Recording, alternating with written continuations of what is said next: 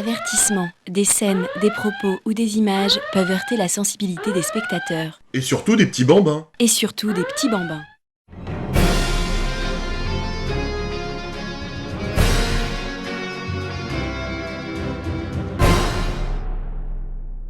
Salut mes petits farfadets fantastiques à la vue déclinante. Aujourd'hui, on parle encore des fantastiques, car telle est la voix. Telle est la voix. Voilà quelques années que je parle de façon odieuse et nostalgique des aventures des 4 fantastiques sur ma chaîne. Les vidéos nostalgiques ont été l'occasion de parler des albums géants que Lug leur avait consacrés après que le groupe eut été la vedette, somme toute malheureuse, en 1969, de Feu la revue Fantasque dans un premier temps, et qui, au cours de ces 7 parutions, avait diffusé les 18 premiers épisodes. Puis après la suppression violente de cette même revue, leurs aventures se poursuivirent dans l'autre revue sacrifiée sur l'autel de la connerie, la fameuse Marvel, entre 1970 et 1971, qui, elle, avait diffusé de façon assez désordonnée, dans ses 13 revues, les épisodes 19 à 43, avant de disparaître à son tour victime de la censure catho-bolchevique et pompidounesque. Les Fantastiques devinrent alors les sans domicile de chez Lug, dépourvus de revues pour les accueillir, et il fallut attendre 1973 pour qu'ils reviennent dans une série d'albums d'un fort beau gabarit, reprenant à l'épisode 44, Dans les Inhumains sont parmi nous, album collector de sa race, qui aujourd'hui se vend la peau du cul sur les sites marchands. Faut vraiment être con pour investir à un tel prix, mais des cons, il y en a en France, je dirais qu'il n'y a pratiquement que ça. Mais je m'égare de Montparnasse. Durant 19 albums, les aventures des Fantastiques vont être publiées jusqu'à l'épisode 118, et je vous en ai longuement parlé dans les différentes vidéos de Nostalgique.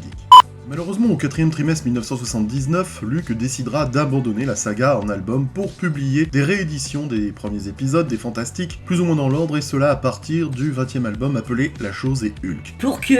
Eh ben parce que Lug avait décidé d'envoyer la bande à Richards dans la revue Nova. Et oui, c'était terminé, les Fantastiques avaient fini de paraître en grand format pour être réduits de façon humiliante à n'exister que dans le petit format pété du cul de Nova. Et en mai 1980, l'épisode 119 des Fantastiques apparaît dans le Nova 28. Oh bah c'est pas si grave. Oui bah toi ferme ta gueule, hein. Si t'es le genre à aimer aller bosser le matin en sous-effectif, ça te regarde, mais viens pas nous prendre la tête, pauvre con. Ouais vas-y reste tranquille, qu'est-ce qui t'arrive, t'as craqué ou quoi? À l'occasion d'un épisode du héros Nova, les lecteurs lugiens de l'époque avaient alors senti le problème du retard de la publication des 4 Fantastiques en France, et cela lors du crossover de Nova et des Fantastic Four dans cette revue Nova numéro 26. À l'intérieur, on pouvait y lire les épisodes américains du Nova numéro 25 et des Fantastic Four 206, tous les deux datant de 1979. Ce qui fait que lorsque Lug a entamé sa publication des inédits en France, des épisodes des Fantastiques dans le Nova 28 en mai 1980, l'épisode 118 date de février 72, soit 7 ans de décalage. Inutile de dire que ces épisodes étaient aussi frais que des vieux qui se baladent dans un parc. Et comme j'ai passé de nombreuses vidéos à vous parler des aventures des Fantastiques en album, je poursuis, specially for you, l'odieuse description de leur épisode en format grotesque dans la revue Nova, parce que je suis finalement un être bon et généreux dont les qualités ont été 14 fois recensées dans les passages du Nouveau Testament. T'as complètement craqué gros.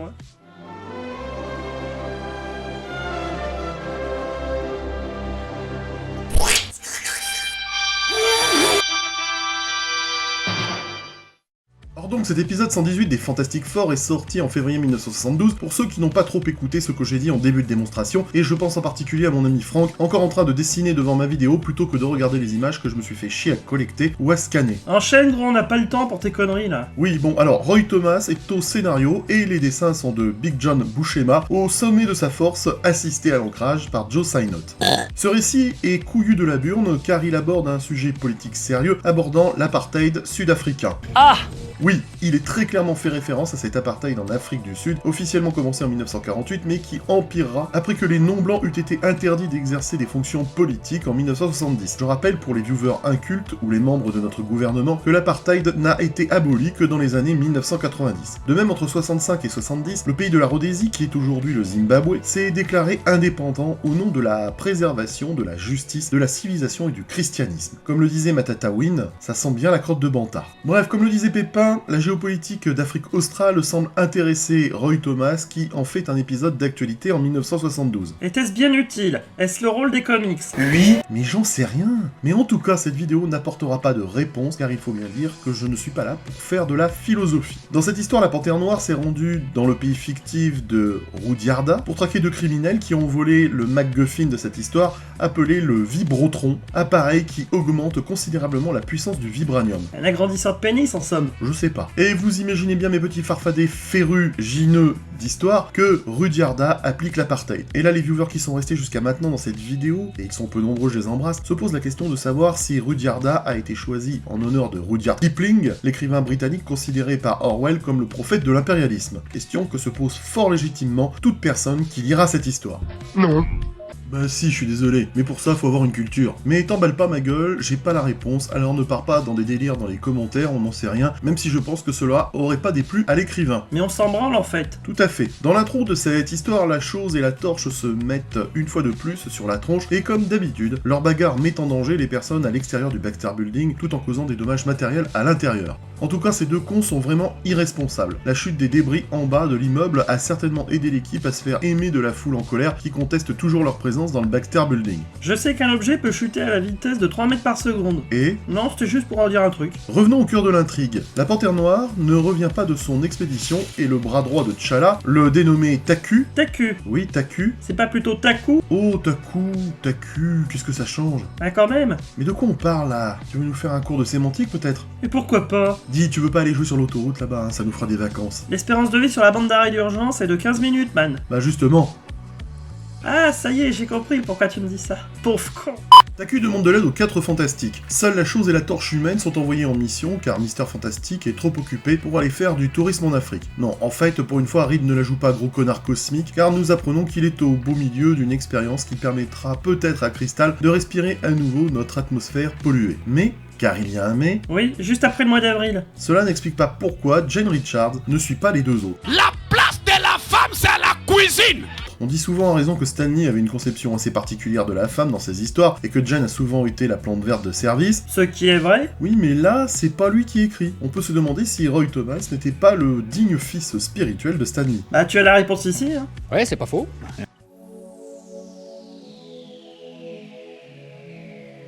Bienvenue à cette émission de la boîte aux questions. Aujourd'hui, je reçois Jane Richards, avec un nom qui lui sied à merveille. L'Invisible n'a jamais été, a priori, le personnage le plus inspiré de Stan Lee. Dès sa création, elle ne semble exister que pour être une compagne fade, une petite amie effacée, voire superficielle, pourquoi pas, pire encore, la potiche ou la plante verte. Cette Invisible Girl semblait destinée à devenir un personnage femme alibi des 4 Fantastiques. Alors aujourd'hui, je reçois Jane, et j'ai envie de vous poser tout de suite la question, est-ce que vous vous identifiez à cette présentation? Vous sentez-vous dans un rôle passif au sein de l'équipe? En un mot, n'avez-vous pas le sentiment d'être vu comme une plante C'est verte? comme ça dans la vie. Moi j'en peux plus. On pourrait dire que l'adversité vous agresse en fait. L'adversité elle est là, elle me met des gros coups de taquet là. Jane, merci pour ce témoignage poignant, il nous a tous émus.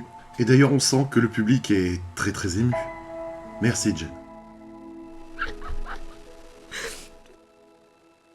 Quoi qu'il en soit dans ce récit, Jane est mise de côté sans raison, comme si elle était un obstacle pour l'équipe et incapable de prendre soin d'elle-même lors des combats. Ta place, c'est à la cuisine. Décidément, cette pauvre Jane n'aura jamais été bien considérée avant les années 80. Ben et Johnny découvrent que la panthère a été emprisonnée à Rudyarda pour la simple raison qu'il est noir et sans carte d'identité. Étonnant que le brillant T'Challa n'ait pas fait de faux papiers pour sa mission d'infiltration. Le gars invente une technologie supérieure à celle des blancs, mais il n'est pas capable de faire de faux papiers. Cherche pas à comprendre, gros. On appelle ça les mystères de la foi. Bref, les deux fantastiques le font sortir de tôle. Ils apprennent également qu'il s'appelle désormais le Léopard Noir. Son raisonnement est de se dissocier de l'organisation politique Black Panther. Il ne condamne ni ne tolère le groupe, mais il ne veut tout simplement pas être associé à eux. Un peu comme moi avec ma tante qui est obèse et mon père qui vote républicain. Pourquoi tu nous racontes ça? Moi ça m'intéresse pas ce que tu racontes là.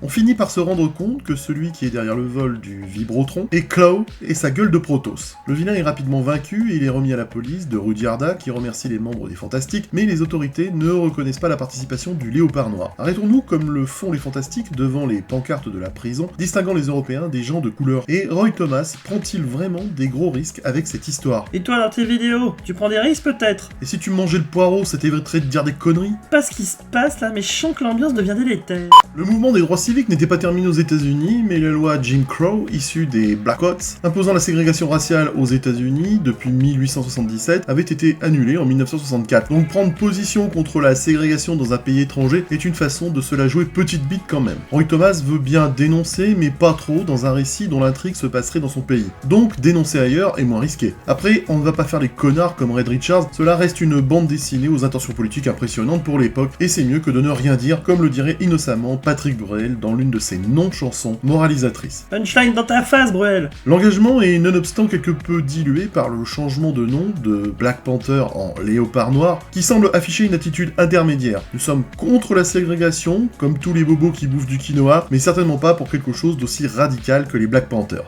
Ne faisons pas la fine gueule, Roy Thomas a au moins eu l'intention de se positionner sans porter atteinte à son entreprise Marvel. Voilà, je voulais vous parler de la suite des aventures des Fantastiques dans Nova, après leur passage en album, car telle est la voie. Telle est la voie. Et je compte, comme Henri, poursuivre mes odieuses analyses des récits des Fantastiques dans les prochaines vidéos nostalgiques. Pas tout le temps bien sûr, mais de temps à autre, parce que je sens que cela vous intéresse et que certains d'entre vous me l'ont demandé. Et comme je ne peux rien refuser à mes chers petits farfadets, eh ben je vais le faire. Telle est la voie. Telle est la voie. C'était Bob Zombie, le prince de la bulle de love dans le tube. À très bientôt les geeks. Philippe, je sais où tu te caches. Viens ici que je te bute, enculé. Non, Abdel Ça va pas. Mais c'est juste insupportable. Arrêtez.